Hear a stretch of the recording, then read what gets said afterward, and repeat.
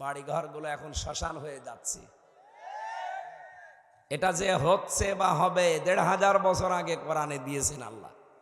ফাতিলকা বুয়ুতুহুম খাওফিয়াতাম বিমা যালামু।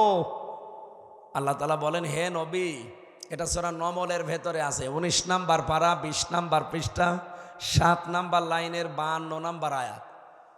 আল্লাহ তাআলা বলেন, হে নবী, আপনি এগুলো দেখেন না?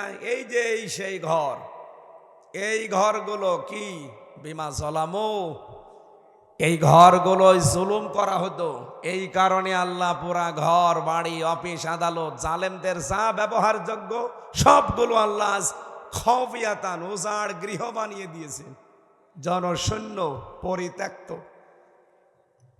লাম তুসকাম মিন বাদিহিম ইল্লা কলিলা, অল্প কিছুদিন মানুষ এখানে বাস করবে, এরপরে এটা পুরা শ্মশান হয়ে যাবে। এ ঘোষণা কার? আপনি দেখেন সারা বাংলাদেশে এখন ঠিক অবস্থা মনে হচ্ছে তাই। কত জাঁকজমকপূর্ণ ছিল এই সমস্ত মানুষদের বাড়ি ঘরগুলো, অথচ আজ আল্লাহ পুরাটা টয়লেট বানিয়ে দিয়েছে। এখন ধানমন্ডি নিয়ে ৩২ নিয়ে এখন কথা চলছে যে এই জায়গায় টয়লেট বানাতে হবে। যদি দেশের মানুষের এই কথা গ্রহণযোগ্য হয়, তাহলে আবু সেহেলের বাড়ির সাথে বাড়ির কত মিল। ওইটা ইন্টারন্যাশনাল টয়লেট আর এটা জাতীয় টয়লেট।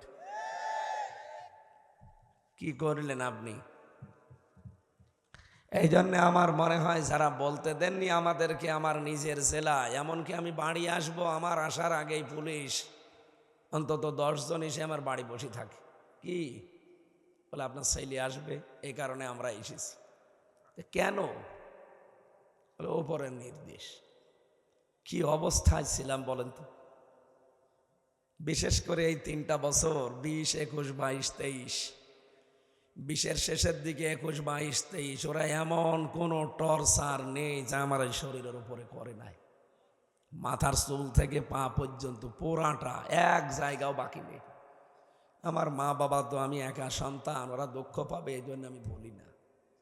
এমন কোনো কাজ নেই যা ওরা আমার উপর করে নাই। এই যে এরকম চেয়ারে বসিয়ে দেয়, আমি নিজে তো দেখেছি। হাতের সাথে ক্লিপ লাগিয়ে দেয়, পায়ের সাথে বেল লাগিয়ে দেয়, গলার সাথেও ক্লিপ লাগিয়ে দেয়। ওদের কাছে এমন মেশিন আছে আঙ্গুলের সাথে মিল করা, পায়ের সাথে মিল করা। শুধু নিয়ে এসে আপনার পায়ের কাছে হাতের কাছে রেখে দেবে, একেবারে সব খাপের খাপ মিলে যায়। শুধু সুইচ টিপ দেবে, কখন যে আঙ্গুলের এই নখগুলো খুলে গেছে আপনি টেরও পাবেন না। ফেনকি দিয়ে যখন রক্ত বের হবে, তখন আপনি যেই চিল্লা পাল্লা করবেন, তখন পাতলা লবণ ছিটিয়ে দেয়। শুনতে যত সহজ মনে হচ্ছে, বিষয়টা অত সহজ। এই যে নখগুলো কি সুন্দর দেখতে লাগছে না? নতুন নখ, আমার পায়ের যে নখ। আমার আগে যিনি রিমান্ডে ছিলেন দেলাওয়ার ভাই, তার গরম করে লজ্জাস্থানে ঢুকিয়েছে, তার পুরুষাঙ্গ নষ্ট হয়ে গেছে। পরবর্তীতে চিকিৎসার মাধ্যমে আল্লাহ আবার ফেরত দিয়েছে। এই যে চেয়ারে বসিয়ে রাখলে তো শুধু হয়, চারিদিকে এভাবে ক্লিপ দিয়ে আটকাবে, চোখটা কালো কাপড় দিয়ে মেরে দেবে, দিয়ে একটা সুইচ টিপ দেবে, ১ মিনিটে ১২০ বার ঘুরবে।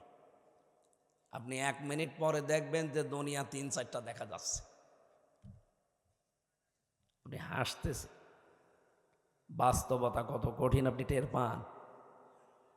এই যে আজ শরীর আমার ভালো হয় না, ৩টা বছর ওরা আমার জেলে রাখে না। জেলের ভেতরে জেল, তার নাম সেল, এর ভেতরে আবার আরেক সেল, তার নাম ফাঁসির কন্ডেম সেল, ওই জায়গায় রেখেছি। যোগাযোগ করতে দেয়নি ৩ বছর। আমি জানিও না যে আমার দাদা মরে গেছে। ১৫ দিন পরে এক কারারক্ষী যে বলছে আপনার কোন বুড়ো যেন মরে গেছে। পরে শুনলাম যে আমার দাদা, আমার নানি মরে গেছে। তাও ১ মাস পরে এক কারারক্ষী যে বলছে আপনার এক বুড়ি মরে গেছে। কে? জানি না। পরে আমারে কোর্টে তুললো। ৬ মাস পরে একদিন শুনলাম আমার নানি নেই, আমার চাচাতো ভাই নেই, এক শালা নেই। কত মানুষ যে বিদায় নিয়েছে আমি জানি না। এত কিছু এই শরীরের ওপরে গেছে, খাওয়া দাওয়া তো দিতই না। আমার যে ডায়াবেটিস হয়েছে এই কারণে, কারণ খাওয়া দাওয়ার কোনো নিয়ম নীতি ছিল না, যা ছিল ও খাওয়া যায়। সকালবেলা কয়েকটা পচা ছোলা দিয়ে যেত, আর দুপুরবেলা এক মুঠ ভাত দিত, তা মনে হচ্ছে কেউ মাখিয়ে দিয়েছে। তারপরেও তো জেলখানার ভেতরে আমার ওই কন্ডেম ছেলে ফাঁসি, ওখানে আমার মাওলানা মামুনুল হক ছিল, উনি বহু উপকার করেছে।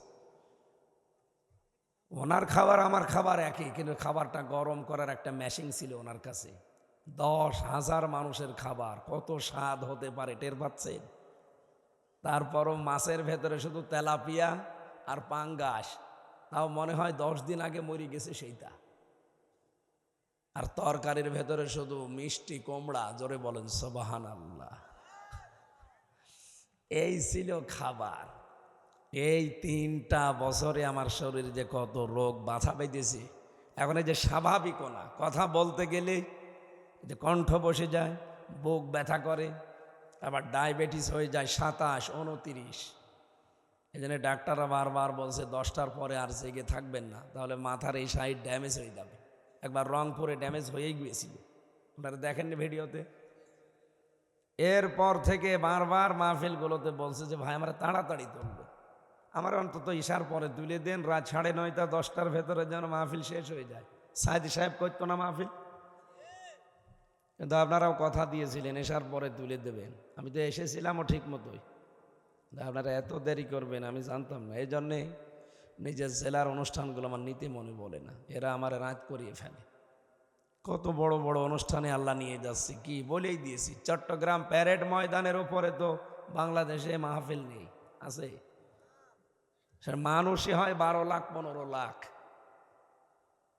এই জায়গায় রাত 9:30 মাহফিল শেষ হয়ে যায় কেন? কিভাবে হয়? আপনি এই কয়জন মানুষ কন্ট্রোল করতে পারেন না, আর সেখানে 15 লক্ষ মানুষ কিভাবে কন্ট্রোল করে? ওদের লিখে দেয় প্রধান বক্তা বা দেশা, সাইদি সাহেব যেভাবে করতো ওইভাবে ঠিক চলছে। যেন আমার মনে হয় আগামী থেকে আমাদের জেলা বা আশপাশে এটা যাতে রেকর্ড হচ্ছে, সারা দেশে যাবে। আমার অনুষ্ঠানগুলো যারা নেবেন আমাকে একটু বাঁচিয়ে রাখেন, কারণ আমার অবস্থা ভালো না। যে গরু দিয়ে চাষ করে খাবেন, গরুই যদি মরে যায়, চাষ করবেন কি দিয়ে? তার মানে আমি তো গরু নাকি? না, মানে আমি গরু। আমারে অন্তত কিছুদিন বেঁচে থাকার মতো একটু সুযোগ করে দিন। আগামী থেকে অনুষ্ঠান যেখানেই নেবেন সর্বোচ্চ এশার নামাজের পরে তুলে দেবেন, পোস্টারে লিখে দেবেন আমির হামজা বা দেশা। এটা ঠিক রাখতে পারবেন আপনারা? তাহলে নিয়েন, তাছাড়া আমারে দাওয়াত দেওয়ার দরকার নেই। আমি দরকার হয় মালয়েশিয়া চলে যাব, ওখানে ওই সিস্টেম ওইগুলো আমরা ভালো লাগে ওখানে। এই জন্য শরীর স্বাভাবিক হচ্ছে না, এত চেষ্টা করছি। আপনি কি মনে করেন আমি ডাক্তার না দেখিয়ে বসে আছি? বাংলাদেশের সর্বোচ্চ যিনি, তারে দেখিয়েছিলাম। তাদের একই কথা যে আপনি মুখে টেপ মেরে রাখবেন, কথা বলবেন না। তাই আমার কাজই এইটা, টেপ মেরে রেখে চলবে? একদিন 2টা 3টা করে অনুষ্ঠান, আজকেও 3টা চলছে। কণ্ঠে পারে না, তারপরেও 3টা, আর পারলে মনে হয় 5টা হয়ে যেত। সকাল 11টা থেকে 12টা 1 ঘন্টা কথা বলেছিলাম সেই নওগাঁ, ওখান থেকে ওরা হেলিকপ্টারে দিয়ে গেছে খোকসা, ওখানে 1 ঘন্টা, এরপরে এই যে এখানে। এই জন্য আমার শরীর একেবারেই আর আগাচ্ছে না। শরীর যাই হোক হচ্ছে, কিন্তু কণ্ঠ আর বুক এত ব্যথা করছে। এই জেলের এই ব্যথাগুলো আমার মনে হয় এখন আবার নতুন করে আসতেছে, যেহেতু আমার নিজের এলাকার লোক আপনারা, আমার সব আত্মীয় স্বজন। একটু মন থেকে দোয়া করবেন আল্লাহ যেন আমাকে আগের অবস্থায় আবার ফিরিয়ে দেন। যে হাজী সাহেব আজকে দেখা করলো, সভাপতি সাহেব, প্রথম কথা বলেছিলাম যে উনি নিয়ামতের শুকরিয়া আদায় করবে এবং যত প্রশংসা আছে সব আল্লাহর জন্য করবে। 3 নম্বরে ওনাকে বলা লেগেছিল ওয়াল মুলকা লাকা, আল্লাহ আমি যদি রাজ্য রাজনীতি বাংলাদেশে যে করি তোমার নামে করব। কি এই কথা বলা লাগে না আরবিতে? এই 3টা কথা বললেই আল্লাহ ছেড়ে দেয়। বিদায়ী তাওয়াফ যখন করে তখন আল্লাহ আর একটা কথা বলা, ওই শরীফউদ্দিন দাঁড়া, আর একটা কথা বলে যা, লা শারিকা লাকা লাব্বাইক। এ কথা শেষ কথা না? আল্লাহকে বলা লাগে আল্লাহ আমি চলে যাচ্ছি, আমি কিন্তু মুশরিক না, তুমি এই কথা বিশ্বাস করো, লিখে নাও, আমি জীবনে কোনোদিন শিরিক করব না। আল্লাহ বলেন এবার যা। তোর হজ কবুল হয়েছে, জীবনের পেছনে যত অপরাধ ছিল সব আমি আল্লাহ মাফ করে দিয়েছি। কিন্তু এই কথাগুলো তো দুনিয়ায় এসে টিকিয়ে রাখা লাগবে না? কিন্তু আমরা অধিকাংশ মানুষ এটা টিকে থাকতে পারি না, আসার পরে দুনিয়ার এই ফেরেবে পড়ে সব ভুলে যায়। না, আমাদের এইরকম জীবন যেন তৈরি না হয়। যা বলে এসেছি, বিশেষ করে আমার আরাফাতের ভাই শরীফউদ্দিন জোয়ারদার, আমরা তো আমির হামজা সর্দার, উনি জোয়ারদার। আল্লাহ যেন কবুল করেন, জোরে বলেন আমিন। 3 দিন অনুষ্ঠান অনেক বেশি হয়ে যায়, তারপরও যখন আয়োজন করেছেন আলহামদুলিল্লাহ। কথা বলেছেন এখানে মাওলানা মফিজুর রহমান খোকা বাবু, আমি ভারতে গেলে ওনার কাছে থাকতাম। মাওলানা আলী হোসাইন ফারুকি আমার দোলা ভাই, সভাপতির দায়িত্বে ছিলেন হাজী মতিয়ার রহমান মণ্ডল, প্রধান অতিথি ছিলেন খন্দকার ওমর ফারুক কুদ্দুস সাহেব। দ্বিতীয় দিন কথা বলেছিলেন এখানে মাওলানা নাসির ইকবাল বিন শাফি, মাওলানা AK এনামুল হক শাফি মরহুম, তার সন্তান। আল্লাহ যেন আমাদের ওই আলেমকে কবরে মাফ করে দেন। কথা বলেছেন মাওলানা ইব্রাহিম খলিল মুজাহিদ, আপনাদের এই গ্রামের মনে হয় মাদ্রাসার প্রিন্সিপাল। প্রধান অতিথি ছিলেন জনাব মোহাম্মদ আব্দুল গফুর দামাত বারকাতুহুমুল আলিয়া, বলেন আমিন। সভাপতি ছিলেন হাজী বিল্লাল হোসেন শেখ। আজকের প্রধান অতিথি বীর মুক্তিযোদ্ধা কুষ্টিয়ার সন্তান জনাব আলহাজ অধ্যাপক শহীদুল ইসলাম, সাবেক সংসদ সদস্য। আলোচনা রাখলেন আমাদের কুষ্টিয়ার কৃতি সন্তান মাওলানা ফারুক আজম জিহাদি। যত মানুষের নাম আরও দেখতে পাচ্ছি, সব একটা একটা করে দোয়া করতে গেলে আরও সময় লাগবে। এখানে বহু গণ্যমান্য ব্যক্তিবর্গ আছে, বিশেষ করে সাংবাদিক ভাই যারা এসেছেন, মাওলানা খালিদ হাসান সিফাহি, মাওলানা মিলন ভাই সহ, সাংবাদিক মিলন ভাই সহ যত প্রেসের লোকজন এসেছেন, সবাইকে ধন্যবাদ জানাচ্ছি, যারা এগুলো ছড়িয়ে দিচ্ছে সারা বিশ্বের মানুষের কাছে। আজকে একটা গুরুত্বপূর্ণ বিষয়ে আলোচনা আমি যেন ফোটাতে পারি আর আমরা আমল করতে পারি। খুব মনোযোগ দিয়ে শুনবেন। মঞ্চে বসা আমার অত্র এলাকার পিতৃতুল্য মুরব্বী ইকরাম, যুবক ভাইরা, সামনে বসা মুসলমান ভাইরা, পর্দার আড়ালে আপনাদের চাইতে 2-3 ডবল মা বোনেরা এসেছেন, সম্মানিতা মা এবং বোনেরা, প্রশাসনের ভাইরা, প্রাণ প্রিয় কুষ্টিয়াবাসী, আল্লাহর দরবারে শুকরিয়া জানাচ্ছি যিনি আমাদেরকে এখনো সুস্থ রেখেছেন।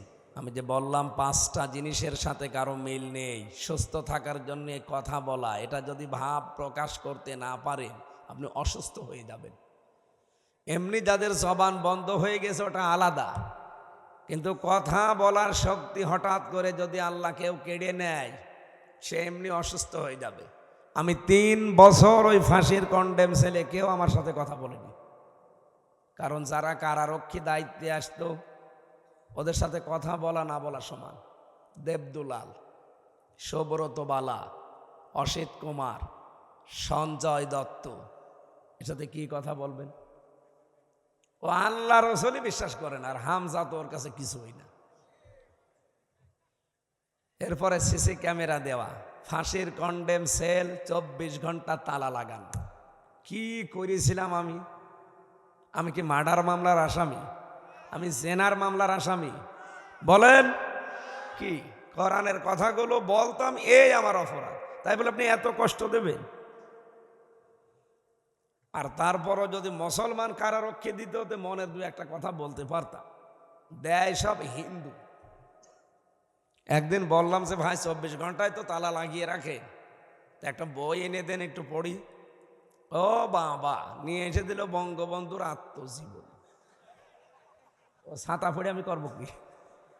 দূর চীন সফর, কি করব? কিছু তো করার নেই, ওইটাই পড়া লাগবে। আর এক বই কয়বার পড়া যায়? বললাম যে এসব বই দেবেন না ভাই, ভালো বই থাকলে নিয়ে আসবেন। ও আল্লাহ, পরের দিন নিয়ে এসেছে বঙ্গবন্ধুর চীন সফর, ছেলেবেলা, এই সমস্ত বইগুলো একটা একটা করে নিয়ে আস। আমি রাগ করে একদিন বললাম যে ভাই, আপনি আমার ফাঁসি চাই এই বইটা দিতে পারেন না? ভাই ওই বই পড়তে নেই, আপনি নিয়ে এসে দিন। আমি মেজর ডালিম বলছি এই বইটা একটু নিয়ে এসে দিন। বলছে না, এসব বই দেওয়া যাবে না, এসব বই বাজারে চলে না। আমি বললাম আপনি কালকে থেকে আর না এসে অন্তত একটা মুসলমান কারারক্ষী পাঠিয়ে। দেখি তার পরের সপ্তাহে এসেছে একজন আশরাফুল, এখানে নাম লেখা আছে। চিন্তা করলাম যাক, এর ভেতরে আর কিছু না থাক অন্তত ইমান আছে। এই ভাই, আপনি এক কাজ করেন, আমারে 2টা বই এনে দিন।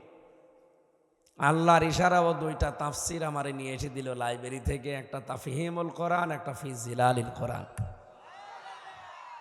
পৃথিবীতে 42টার উপরে তাফসির আছে, আমি বিশ্ববিদ্যালয়ে থাকাকালীন দেখেছিলাম। সবচাইতে বেশি পছন্দ আমার এই 2টা, ফি জিলালিল কোরআন আর তাফহিমুল কোরআন।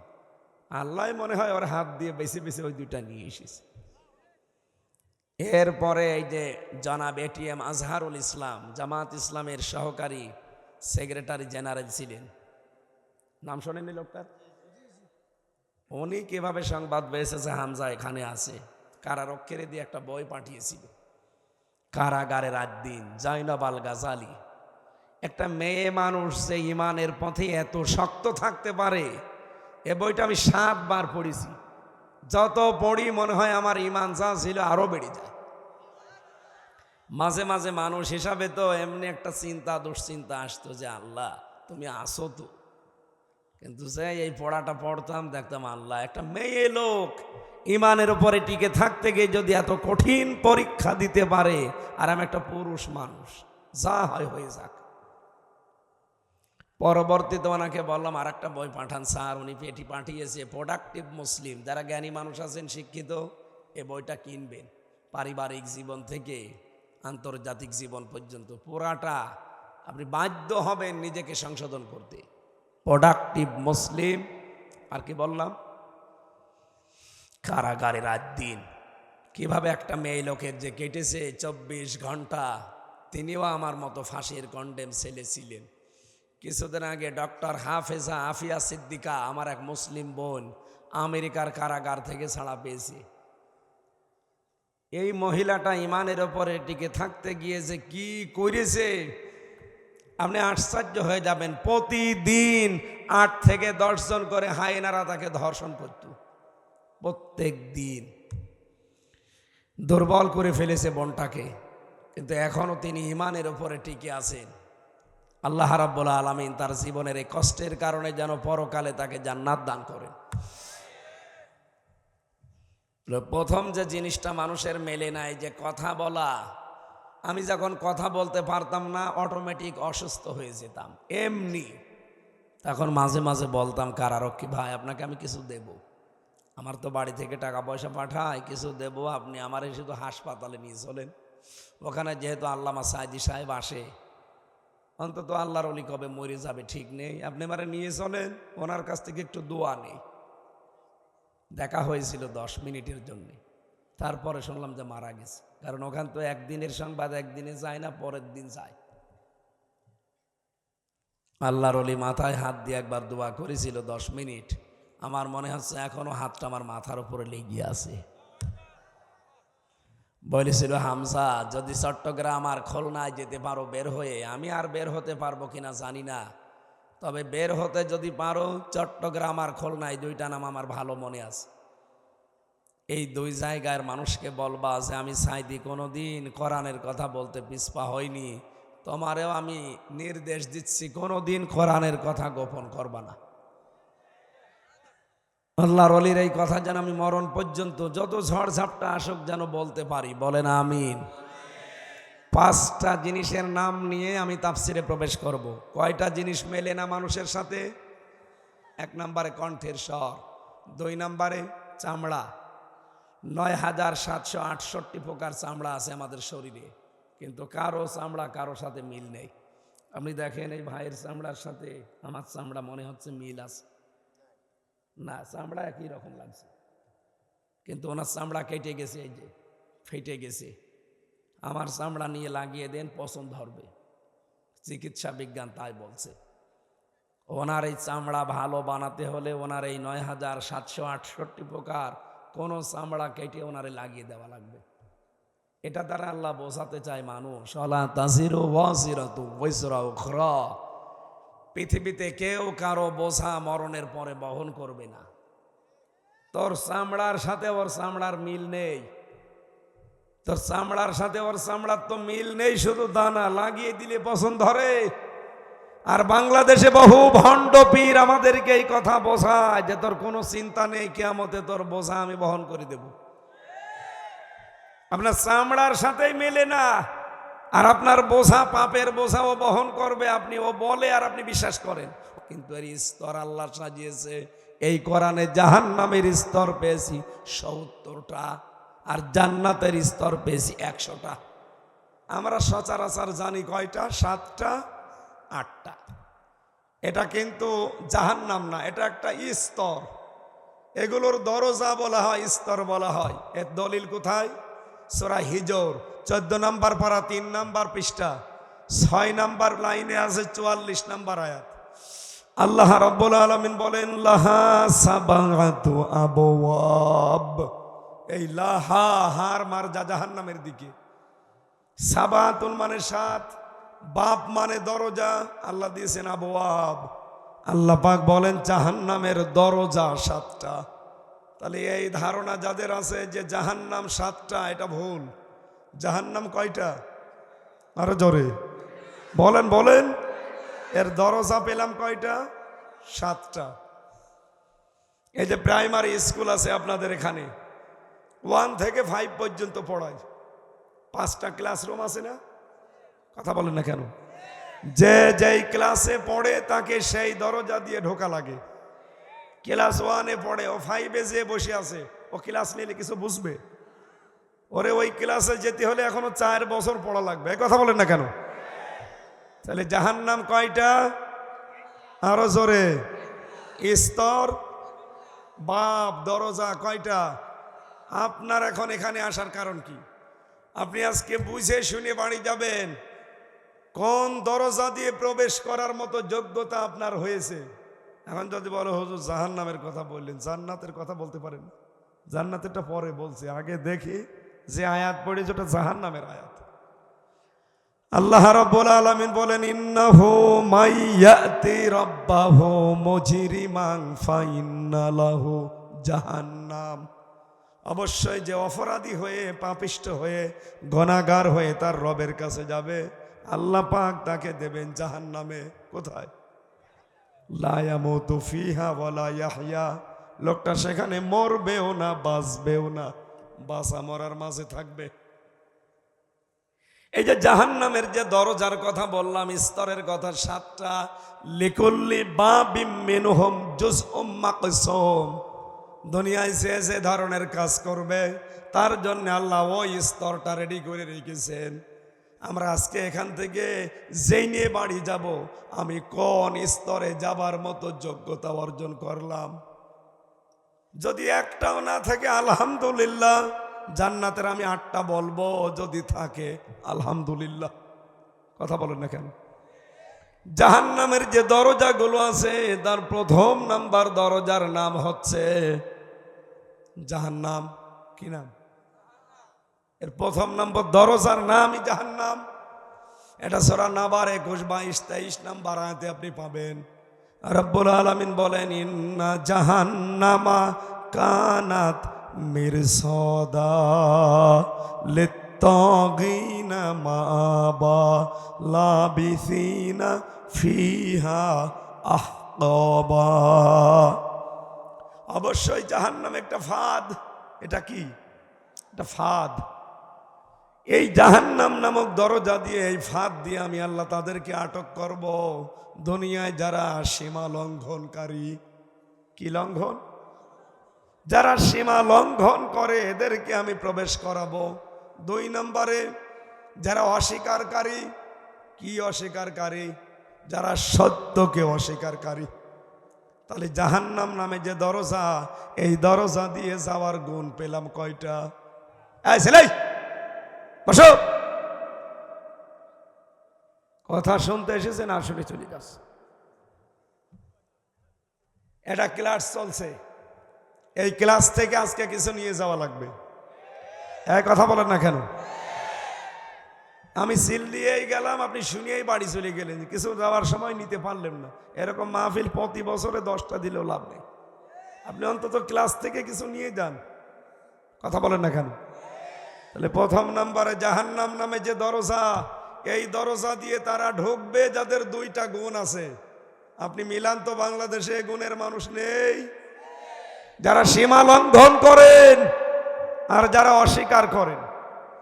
নবীজি বলেন কুল্লু উম্মতি ইয়াদখুলুনাল জান্নাহ ইল্লা মান আবা, আমার প্রতিটি উম্মত জান্নাতে যাবে তবে আবা ছাড়া। সাহাবী বলেন কিলা ইয়া রাসূলুল্লাহ মান আবা, আবা কি? নবীজি বললেন মান আতাগানি দাখালাল জান্নাহ ওয়া মান আসানি ফাকাদ আবা, যে লোকটা আমাকে অনুসরণ করে সেই লোকটা জান্নাতে যাবে আমার সাথে, আর যে লোকটা আমার অবাধ্য সেই আবা, সে জাহান্নামে যাবে। তার মানে এখান থেকে প্রমাণ পেলাম অস্বীকার করা মানে রাসূলের আদর্শকে অস্বীকার করা। এই কথা বলেন না কেন? আপনি এবার নিজের সাথে মিলান আপনার আদর্শকে। এবার আমি জানি আপনার মন খারাপ হবে। যে সূরাটা পড়লাম সূরার নাম তহা, সূরার নাম কি? এটা নবীজির নাম। পড়া কোরআনে আল্লাহ এরকম নবীর নাম দিয়েছেন ৯৯টা। কয়টা? বিশেষ নাম আছে 7টা। কয়টা? তার ভেতরে তহা একটা।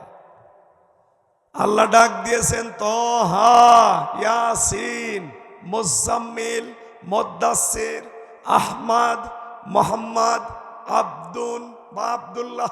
কয়টা? 7টা। বলেন বলেন।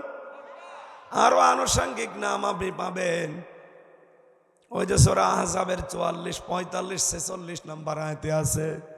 রব্বুল আলামিন ওখানে 5টা নামে নবীকে ডাক দিয়েছেন।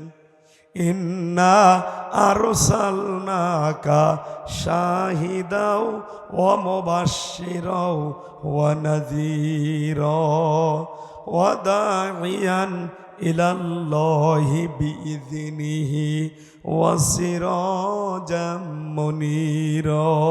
বলেন আল্লাহু আকবার।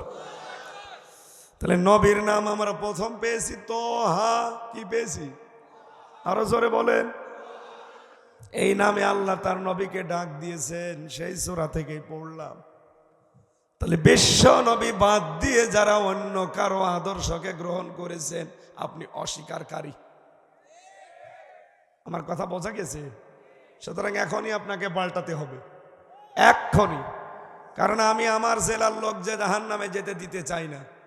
আমি দেখতে পাচ্ছি কোরআনের আয়াতের এই চোখে লাগিয়ে সূরা হাদিদ 28 নম্বর আয়াত, ইয়া আইয়ুহাল্লাযীনা আমানুত্তাকুল্লাহা ওয়া আমিনু বিরাসূলিহি। এই যে ওয়া আমিনু বিরাসূলিহি আয়াতের ব্যাখ্যা যত মুফাসসির আছে সবাই একমত যে রাসূলের আনুগত্য করা, রাসূলের আদর্শ বাদ দিয়ে অন্য কাউকে মানা যাবে না। সুতরাং এই বাংলাদেশে যারা বিশ্ব নবী বাদ দিয়ে অন্য কাউকে আদর্শ মানেন, আপনি লিখে নিতে পারেন আপনি জাহান্নামী। এই শক্ত কথাগুলো বলা হয়তো এই কারণে জেলে রেখেছিল। আমি যদি এই কথা বলতাম এই আয়াত গোপন করে যে যার ভালো লাগে যা তাই করেন, কিয়ামতে আমি আছি, অসুবিধা নেই। কি কথা বলে না কেন? আমারে জেলে না, সরকারি চাকরি দিয়ে দিত। আমারে ধরার পরের দিনই ওরা বলেছিল যা যা বলতে বলছি এইগুলো শুধু ম্যাজিস্ট্রেটের কাছে যেয়ে বলবেন, তাহলে আপনাকে বিশ্ববিদ্যালয়ের ওলামা লীগের সেক্রেটারি বানিয়ে দেবে। দরকার নেই, ওই শয়তানি সেক্রেটারি আমার কোনো দরকার নেই। ওই সময় এমনিতেই আমি আকিস গ্রুপে ছিলাম, আমি তো লালে লাল। ওই সময় আমার গাড়ি দিয়েছিল দেখি না, কোটি টাকার উপরে বেতন দিত ওরা, লক্ষ লক্ষ টাকা যা লাগতো আমার পরিবারে সব দিয়ে দিত। এরপরেও ওদেরকে যদি বলতাম আমার এখন 20 লাখ টাকা লাগবে, সব চেক লিখে দিত, দিয়ে দিত, জিজ্ঞাসাও করতো না কি হবে। এত ভালোবাসতো মালিক আমারে, নিজে এত বিশ্বাস করতো। আকিজের বড় ছেলের কাছে থাকতাম। এই শয়তানরা এমন একটা ঝামেলায় ফেলে দিল, গাড়িটাও প্রশাসন নিয়ে আদালতে দিয়ে দিল। আর আমার ধরার পরের দিনই আমার বাপরে বলল যে 50টা মামলা দেব, এক্ষুনি 10 লাখ টাকা নিয়ে আসেন। বাবা তো গ্রাম্য মানুষ, ও ভয়তে মনে করছে আমার একটা ছেলে মেরে ফেলবে, তাড়াতাড়ি করে শেষ বেশ করে টাকা দিয়ে দিয়েছে। শয়তানরা কি কথা ঠিক রেখেছে, টাকাও নিয়েছে, পরের দিন মামলাও দিয়েছে। এই যে কথাটা শক্তভাবে বললাম, এটা কি আমার বানানো কথা? যে আপনার আদর্শ ঠিক নেই আর আপনি নামাজ পড়েন, রোজা রাখেন, সূরা হাদীদের 28 নম্বর আয়াত কেটে বাদ দিয়ে দিন। যারা তাফসীর পড়তে পারে তাদেরকে জিজ্ঞাসা করেন, হয়তো জানার পরেও অনেক আলেম গোপন করে রাখবে, আমি জানি না। আমার তো ঠোঁট কাটা, কে খুশি হবে নারাজ হবে আমার দেখার দরকার নেই। যার আদর্শ ঠিক নেই ও মরে গেলে বিনা বিচারে বিনা হিসাবে জাহান্নামে। এবার আপনি কি করবেন? আপনি সিদ্ধান্ত নিয়ে বাড়ি যান, যান। দ্বিতীয় নম্বরে, তাহলে অস্বীকারী রাসূলের আদর্শকে যারা অস্বীকার করে, বিশ্ব নবীর আনুগত্য যারা করে না, এই মানুষগুলো এরা জাহান্নামে যাবে। আর বাকি যারা রাসূলের আনুগত্য করে চলে, তার রেসালাত মেনে চলে, তার আদর্শ মেনে চলে, এই মানুষগুলো হচ্ছে নবীজির সাথে জান্নাতে থাকবে। দ্বিতীয় নম্বর, জাহান্নামের দরজার নাম পেয়েছি লাজা। কি বললাম? নাম শুনেছেন কোনদিন? এত কঠিন এই দরজাটা। সূরা মাআরিজের 15 নম্বর আয়াতে আছে, এই ভালো করে মিলাবেন। কাল্লা ইন্নাহা লাযা। আল্লাহ পাক বলেন এই দরজাটা এত কঠিন, নাযাআতাল লিশাওয়া। এই দরজা দিয়ে ঢুকলে আগে চামড়া খসে পড়ে যাবে। কুষ্টিয়াবাসী, পৃথিবীতে এমন কোন ঘরের নাম শুনেছেন যেখানে গেলে চামড়া খসে যায়? না। আমি রিমান্ডে পেয়েছিলাম, হ্যাঁ নখ খসে যায়, ওই যে দেখালাম। চামড়াও খসায়, এই যে হাতের এই তালুর চামড়া আমি অনেককে দেখেছি, ওরা এখান থেকে ব্লেড দিয়ে কেটে দেয়, অথবা ওদের কাছে একটা আলাদা মেশিন আছে, এখানে কেটে দেওয়ার পরে একটু ফাঁকা হয়ে যায়, ওটা একটা প্লাস আছে এক ধরনের, ওইটা টান দেয়, এক টানে হাতের পোড়াটা উঠে যায়, তারপরও টান দেওয়া লাগে। অথচ আল্লাহ নাযাআতাল লিশাওয়া দিয়ে জানিয়েছেন, বান্দারা যদি কেউ লাজায় আসে, ও দরজা দিয়ে ঢুকতে দেরি, সঙ্গে সঙ্গে ওর পুরা শরীরের চামড়া খসে যাবে। কাদেরকে এই দরজা ডাকবে জানো? আমি তো আয়াতটা পড়ার পরে দেখি বাংলাদেশে হাজার হাজার মানুষ দৌড়াচ্ছে, তাদউ মান আদবার ওয়া তাওয়াল্লা। এই জাহান্নামে লাজা তাদেরকে ডাকবে, যেই মানুষগুলো দুনিয়াতে সত্যকে সত্য জানার পরে অ্যাবাউট টান করে মুখ ফিরিয়ে চলে যায়। বাংলাদেশে নেই? এক কথা বলছেন না? দুই নম্বরে, যারা মাল সম্পদ খালি দিনের পর দিন জমা করতে থাকে, আর কি করে এটা সংরক্ষণ করা যায় এই চিন্তা নিয়ে চলে। আর আমার মনে হয় এই আয়াতটাও বাংলাদেশের সাথে মিলে গেছে। অধিকাংশ মানুষের ধান্দা এই, বাবা শাহজালাল ডান হাত বাম হাত নেই, আমার টাকা লাগবে। এটাতে কিভাবে আসতেছে সেইটাও দেখে না, শুধু আসতেই হবে। শুধু টাকা কামাই করে শেষ করে দেয় না, দেখবেন এটা সংরক্ষণ করার জন্য বিভিন্ন রাস্তা তৈরি করে, কি করে এটা টিকে রাখা যায়। ও ভাইরা, আমি আমার ইমান থেকে সত্যি কথা বলছি, এই পৃথিবীর জমিনটা আল্লাহ জানিয়েছেন ধোঁকা। এটা জেলে যাওয়ার পরে আমার কাছে আরো স্পষ্ট বেশি হয়েছে। আমি আমার নিজের পূর্বপুরুষ মাত্র 3টা চিনি। আমার বাবার নাম রিয়াজউদ্দিন, তার বাবার নাম জাহান আলী, তার বাবার নাম নমাজ আলী, এরপরে আমি চিনি না। এই যে ডাবিরা ভিটা আমার বাড়ি, এরপরে আমার আর চিনা নেই, আর আমার জানাও দরকার নেই। মাত্র খুব বেশি হলো 60-61 বছর আগেই এই নমাজ আলীর বাবা মারা গেছে। এই লোকটা যদি এখন কবর থেকে উঠে এসে বলে এই ডাবিরা ভিটার এই 2 তলা বাড়ি আমার, এই ভিটা আমার, ওর দাঁত মুখ খুলে ফেলবো না? যে ভণ্ডামি করার জায়গা পান না। কিসের নমাজ আলীর বাপ আপনি? আমি তো নমাজ আলীকে চিনি না। এক কথা বলেন এখন, এইটার নাম দুনিয়া। আপনার অবৈধ সম্পদ, আপনার বউ, আপনার ছেলে মেয়ে, আপনার মা বাবা, এরা ভোগ করার জন্য 2 পায়ে খাড়া, কিন্তু আপনি যে অবৈধ কামাই করে গেলেন, এর জন্য যে গোনা, একটা গোনা আপনার বউ নেবে না। কথা বলেন, এই পাগলামি আমি কোন কারণে করতে যাব বলেন? আমি জেলে যাওয়ার পর থেকে ছেড়ে দিয়েছি এই ঝামেলা। আগে যাই হোক হয়তো, এখন আর করি না, কারণ আমার মেয়ে যা করবো কামায় সব খাবে জামা। ও ছাতা করে আমি করবো কি? আমি আর কয় টাকায় খেতে পারবো? এই জন্য এখন থেকে আমি আকিস গ্রুপে এখনো আছি খতিব হিসাবে। বাংলাদেশ সহ বিশ্বের যেখান থেকে যে যা দেয়, আমি নিয়তি করেছি সামনে নবীর একটা ঘর বানাবো, এতিমদেরকে ওখানে লালন পালন হবে, যা কাম অসুবিধা নেই। এগুলো সব মনে করছি ব্যয় করবো এই জায়গায়, যেন মরে যাওয়ার পরে কিয়ামত পর্যন্ত কবরে সওয়াব যেতে থাকে। আর আমি বৈধ অবৈধ দিনে বিশাল কামাই করে গেলাম হানিফ সাহেবের মতো, কি হবে আমার? আপনি খোঁজ নিয়ে দেখেন হানিফ সাহেবের যে অবস্থান, বিশেষ করে বাগেরহাট, খুলনা আর সাতক্ষীরা, আমার মনে হয় 3 জেলার পুরো অর্ধেকই ওনার। কত সম্পদ বানিয়েছিল। ওনার এক চাচাতো ভাই না মামাতো ভাই না, নাম ডাকা ভাই আতা, আপন ভাই না, এটা নাম ডাকা অথবা চাচাতো খালাতো ফুফাতো সমন্দির সমন্দির সমন্দির এরকম হবে। এই লোকের বউ চাকরি করতো প্রাইমারিতে, তার 1000 কোটি টাকার মালিক। বেতন আলাদা মানে আল্লাহর ওলিরা সব দিয়ে যেত। কি করলেন আপনি এগুলো উপায় করে? যদি আপনি বৈধ পথে থাকতে পারতেন, হয়তো এখন কুষ্টিয়াতে থাকতে পারতেন। এই কথা বলেন না কেন? যা করেছিলেন তো মনে করেছিলেন কিয়ামত পর্যন্ত বাঁচবো আর কিয়ামত পর্যন্ত খাবো। কই 41 সালে টার্গেট, তাও পারলেন না। কথা বলেন না কেন? 41 ঘন্টার যার কোনো গ্যারান্টি নেই, সে টার্গেট দেয় 41 সাল। যেই মহিলায় টার্গেট দিয়েছিল, বলেন তো ও 41 সাল পর্যন্ত জীবনে বাঁচবে? ও বাঁচলে মানে খুব বেশি হলো 2-3 বছর, তাও বাঁচবে কিনা আল্লাহ জানে। কারণ এখন যে চিন্তা, ভারত এখন শুনছে রাখবে না, বাইরের দেশে চাপ দিচ্ছে যে এর রাখবেন কোন কোন কারণে। এমনকি ওদের দেশের যারা বিরোধীতে আছে তারা পর্যন্ত সংসদে তুমুল ভাবে ঝগড়া যে কেন রাখবেন এই মহিলাকে। 257টা দেশ যারা আশ্রয় দেয়নি, আপনি কোন কারণে দেশে রাখবেন বলেন? ও মোদি জবাব দিতে পারছে না। ওদিকে ডোনাল্ড ট্রাম্প আপনারা জানেন জানুয়ারি মাসের 20 তারিখে শপথ নিয়েছে। ও নেওয়ার পরেই জানিয়েছে ভারতের 16 লাখ ভারতীয় আমেরিকায় আছে, সব আমি ফেরত পাঠাবো। একটা একটা করে ফেরত পাঠাচ্ছে।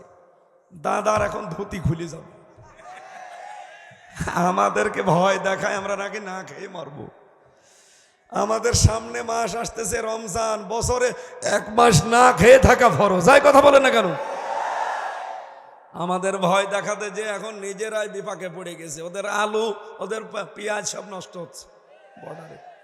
এখন হাত পা চেপে ধরছে, না আসো 10% ডিসকাউন্ট তোমাদের চিকিৎসায়, হোটেল মোটেল সব। বিশ্বে 257টা দেশে মাইক্রোসফট, এরা খ্রিস্টানরা চালায়। এরা রিপোর্ট দিয়েছে সবচাইতে বেশি মিথ্যা তথ্য পরিবেশন করে ভারত। সুতরাং বাংলাদেশে সাম্প্রদায়িক উস্কানি দেয় ওরা। এই কথা বলেন না কেন?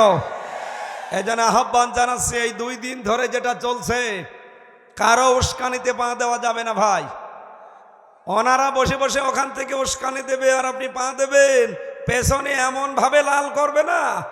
এই যে ডেভিল হান্ট চলছে, যেই কয়টা ধরেছে ওদের পেছনে তাকাতে পারবেন না, এমন লাল। আর্মির মায়ের তো খাননি, কাপড় তুলে মারে। ওই যে গোপালগঞ্জে একবার উস্কানিতে পা দিয়া আপা চলে আসেন, এমন পিটানো পিটিয়েছে, পেছনে বাদরের মতো লাল হয়ে গেছে। ওই সময় শুনতাম গোপালগঞ্জ থেকে কেউ যদি ঢাকায় আসে, বসে আসলে 300 টাকা, দাঁড়িয়ে আসলে 1000 টাকা। বসবে কি করে? বসার কায়দা রাখে না। আপনাদেরকে একটা কথা বলা যাবে না, আপনি বসে। আজ কয়দিন ধরে সিলেটের জৈন্তাপুরে, এই 4-5 দিন হয়ে গেল, যেই দিন 32 নাম্বার ভেঙ্গেছে ওই দিনের পরেই 5 তারিখের পরে 6 তারিখে সিলেট জৈন্তাপুরে আমাদের মতো কিছু নামদারি আলেম নামে জালেম, তাদেরকে ওই বাতিলরা 3 কোটি টাকা দিয়েছে। দিয়ে বলেছে বাংলাদেশে তোমরা এই কথা ছড়াবা, জামাত ইসলামের আকীদা ঠিক নেই, এরা দাড়ি রাখে না, এরা টুপি মাথায় দেয় না, এরা খালেদার সাথে ছিল, এদের দ্বারা ইসলাম কায়েম হবে না। সুতরাং এই দেশে ইসলামপন্থীরা যখন এক হয়ে যাচ্ছে, 3 কোটি টাকা দিয়ে ওদেরকে পথে নামিয়েছে যেন এদের ভেতর ফাটল ধরে। একটাকে পুলিশে ধরেছে, এমন পিটানো পিটিয়েছে, বলছে আমারে পিটাবেন না, আমি সব বলে দিচ্ছি। বলে বল, 3 কোটি টাকা জীবনে চোখে দেখিনি, পেয়েছি, এটা হালাল করা লাগবে না। এই কারণে এখন আমরা এগুলো ছড়াই। এই জন্য ইসলামপন্থী যারা আমরা মুসলিম আছে, আলেম ওলামা আছে, যে দল করেন ভাই, আপনার দল আপনার কাছে রাখেন। এই দেশে সব ইসলামপন্থীরা এখন চেষ্টা চালাচ্ছে আমরা নির্বাচনে ইসলামের একটা বাক্স দেব। এই কথা বলেন না কেন? 54 বছর তো অনেক কিছুই দেখেছি, শান্তি পাইনি। এখন শুধু বাকি আছে এইটা দিয়ে দেশ চললে কেমন দেখা যায়, এটা দেখতে চাই না আমরা। কারা কারা চান দেখতে? লিল্লাহে তাকবীর।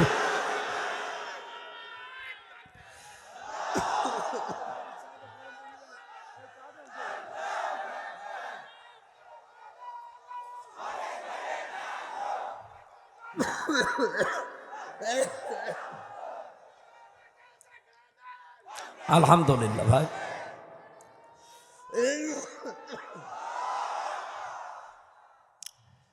সম্মানিত ভাইরা, জেলখানার 3 বছরে আমার এই দোয়াটা তাহাজ্জুদে প্রতিদিন ছিল, আল্লাহ বের যদি করবো, জীবনে কিচ্ছু চাই না, চর্ম চোখে শুধু দেখতে চাই 56,000 বর্গ মাইল তোমার কালাম দিয়ে চলছে। যেহেতু আমি বিশ্বাস করি ওই সময় আমি অসুস্থ ছিলাম, ওই সময় আমি মজলুম ছিলাম, আর নবীজি জানিয়েছে মজলুমের দোয়া আল্লাহ ফেরত দেয় না। সুতরাং আমি বিশ্বাস করি আমার দোয়া কবুল হবে। আমি চর্ম চোখে দেখতে পারবো যে বাংলাদেশ কোরআন দিয়ে চলছে, আর সেই অবস্থার সামনে কিন্তু প্রায় চলে এসেছে। কে কথা বলেন না কেন? আগস্টের 5 তারিখের আগে এই দেশে মাত্র 100 জনের 15 জন মানুষ বলতো যে আমরা কোরআনের বিধান চাই। এখন এই যে জানুয়ারি মাসে জরিপ বের হচ্ছে, 100 জনের 58 জন মানুষ চাচ্ছে যে আমরা কোরআনের বিধান চাই। গত পরশু দিনের রিপোর্ট, এই বাংলাদেশে এখন 100 জনের 66 জন চাচ্ছে আমরা কোরআনের বিধান চাই। হিন্দু পর্যন্ত 15 থেকে 58, 58 থেকে 66 বাড়ছে না কমছে? আর কিছুদিন যেতে দেন, এদেশের 100 জনের 100 জন মানুষ বলবে যে আমরা কোরআনের বিধান চাই। কারণ বাপ দাদার আইন দিয়ে বহু কিছু দেখেছি, কিচ্ছু হয়নি।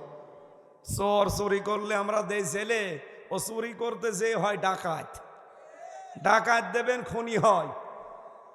আমি যেখানে ছিলাম তার নিচতলায় একজনকে ধরে জেলে দিয়েছে, বাড়ি ওর গাজীপুরে, ওরে দিয়েছে গাঁজা খাওয়ার কারণে জেলে। ও শয়তান ওর ভেতরে যে গাঁজার গাছ লাগিয়েছে।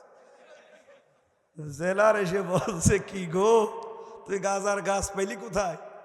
বলছে স্যার আমি ওই যে হাজতে ছিলাম, যখন মামলার হাজিরা দিতে গিয়েছিলাম কোর্টে, ওই সময় আমার এক বন্ধু গাঁজার কিছু বীজ দিয়েছে, ওই বীজ আমি মুখের এই জায়গায় করে নিয়ে এসেছি, এসে এই যে এখানে টবে লাগিয়েছি আজ 2 মাস আগে। আমার গাছগুলো দেখেন কি সুন্দর। বলছে গাঁজা খাওয়ার জন্য তোরে পুলিশ দিল জেলে, আর তুই গাঁজার গাছ লাগিলি ভেতরে, তোরে দেব কোথায়? তো এই দেশে এই মানুষের তৈরি করা আইন দিয়ে গাঁজাখোর হবে ডাইলখোর। এই কথা বলেন না কেন? আপনি চুরি করে যাবেন, আপনাকে ডাকাতি শিখাবে, কারণ ওখানে বহু ডাকাত পড়ে আছে। ওখানে মুকিম গাজী আছে, সুইডেন আসলাম আছে, ডেঞ্জার রাসু আছে, ভয়ঙ্কর তাজ আছে। এই যে নামগুলো বললাম, এই নাম শুনলে, আপনি তো নাম শুনছেন, দেখলে মনে হয় যে পানি খাবো পানি খাবো। আমি সুইডেন আসলামকে দেখেছিলাম, আল্লাহ মানুষ এত ভয়ঙ্কর হয়, ওরে বাবা। ও নাকি শুনতাম যে বাংলাদেশে মার্ডার করে সুইডেনে চলে যায়, ওখানে মার্ডার করে বাংলাদেশে চলে আসে। ওর নামই হয়ে গেছে কি, ওর জীবনী নিয়ে একটা সিনেমা বানিয়েছে চলচ্চিত্র জগৎ, মান্নারে দিয়ে। আসলাম ভাই নাম শোনেননি? মনে করছেন হুজুর কিছু জানে না, সব খবর আমার কাছে আছে। উনি একদিন আমার কাছে এসে বলছে, আমির হামজাকে এই তো আমি চিন্তা করলাম যে বিকাল 4টার পরে সবাইকে তালা লাগিয়ে দেয়, এই লোকটা কে? এসে আমারে বলছে একটা মাসলা জিজ্ঞাসা করব, হুজুর বলেন তো। আমি বলছি আপনি কে? আপনাকে তো আমি দেখিনি। আর সবাই এখন তালা লাগানো 4টার পরে, আর আপনি রাত 9টার পরে এসেছেন কি আপনি? আমি তো আর জানি না যে ওইটা সুইডেন আসলাম। আমারে বলছে মাসলা জিজ্ঞাসা করব, বলেন। আমি তো আর নামাজ কালাম বিশ্বাস করি না, পড়িও না। আমার বউটা আবার নামাজ পড়ে, অথচ 27 বছর জেল খাটতেছে। ও ভেতরে থেকে রামরাজত্ব চালু করেছে, জেল খাটে ফাঁসির কন্ডেম ছেলে বসে, আর বাইরে তার প্রতি মাসে মাসে 2 থেকে 2.5 কোটি টাকা উপায় হয়, সব আল্লাহ দিয়ে দেয়। ওর ডান হাত বাম হাত বিভিন্ন হাত করা আছে বিভিন্ন জায়গায়। বললাম কি মাসলা বলেন? যে আমার বউ নামাজ পড়ে এই সূরা দিয়ে। বললাম আপনি খোঁজ পেলেন কি করে? বলছে আমি মাল চালাই। ও, আমরা বছরের পর বছর মাল পাই না, আর আপনি মাল চালান? কি আপনি কি? পরে বলছে আমি সুইডেন আসলাম। আমি বলছি ও স্যার বলেন বলেন। আপনারে দেখার জন্য আমি কত আশা করেছিলাম যে আপনার নাম শুনি আমি দেখবো, আর সরাসরি চলে এসেছেন। ওই দিন দেখলাম আল্লাহ, ওরে দেখলে যে এসে 2 গ্লাস পানি খাবে, যেই রকম হয়েছে লম্বা সেই রকম ভয়ঙ্কর। এই মানুষগুলো ওখানে আছে, আপনি মূল্য চুরি করে যাবেন, ওরা বলবে আরে বেটা চুরি করে মানুষ ধরা পড়ে, আমার কাছে থাক, মানুষ কি করে জবাই করা লাগে তোরে শিখাবো। এই জন্য এই দেশে আইন দিয়ে হবে না। এই দেশের আইনগুলো চোর গেলে ডাকাত হয়, ডাকাত গেলে খুনি হয়। এই কথা বলেন না কেন? এইটা লাগবে। চুরির একটা আইন এই দেশে যদি পাশ হয়ে যায়, জীবনে চুরির নামই মুখে আনবে না। সে ক্ষমতা কোরআনের নেই। এই জন্য আমাদের উচিত হচ্ছে শুধু মাল সম্পদ জমা করা না, শুধু জমা করা জমা করা জমা করে আপনি খালি চিন্তা ভাবনা করেন কি করে এটা সংরক্ষণ করা যায়। এদিকে যে নিজের হায়াত শেষ হয়ে যাচ্ছে, খেয়াল আছে আপনার? 3 নম্বরে দরজার নাম পড়েছি আমি তাফসিরে, তার নাম হচ্ছে হোতমা। নাম কি? এই দরজা দিয়ে আল্লাহ তাদেরকে প্রবেশ করাবে। আল্লাহ রাব্বুল আলামিন বলেন কাল্লা, কখনোই না, লায়ুম বাজান্না ফিল হোতমা, তোর আমি হোতমাই দেব। আমাদের কামাল হোতমা, নবী আপনি জানেন হোতমা কি? নারুল্লাহিল মুকদা, এটা সরাসরি আল্লাহর জ্বালানো আগুন। কার? আল্লাহ নিজে জ্বালিয়েছে, পুরাটাই আগুন। কাদেরকে দেব জানো এই জায়গায়? আমার মনে হয় এই আয়াতটা পড়লে আপনি দেখবেন এই কুষ্টিয়াতে আরো বেশি পাবেন।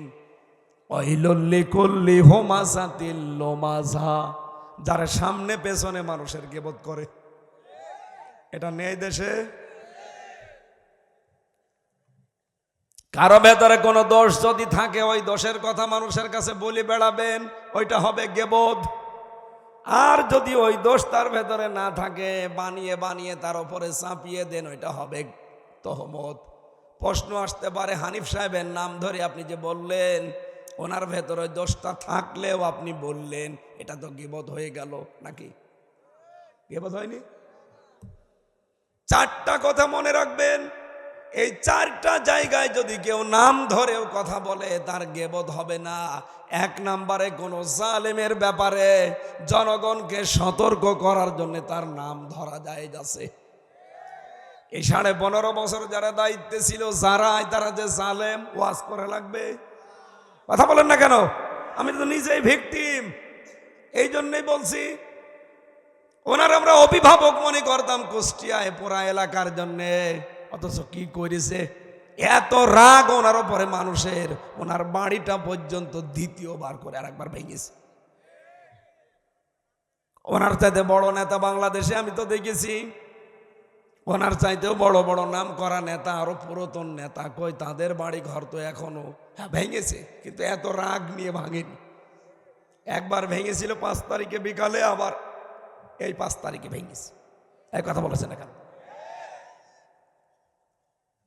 এই জন্য জালেমের নাম ধরে জনগণকে সতর্ক করার জন্যে, সামনে যেন তার জুলুম থেকে বেঁচে থাকা যায়, তার নাম ধরা যায় যাচ্ছে। দুই নম্বরে যেই সন্তান সমর্থ আছে, টাকা পয়সা আছে, প্রভাব প্রতিপত্তি আছে, অর্থ সম্পদ আছে, এরপরেও সে মা বাবার খোঁজ নেয় না, তার মা বাবার পেছনে খরচ করে না, এইরকম সন্তানের নাম ধরে জনগণকে সতর্ক করা যায়। আমি কথা বোঝাতে পারছি? এই জন্য আমি কয়েকজনের নাম ধরলাম সতর্ক করার জন্য।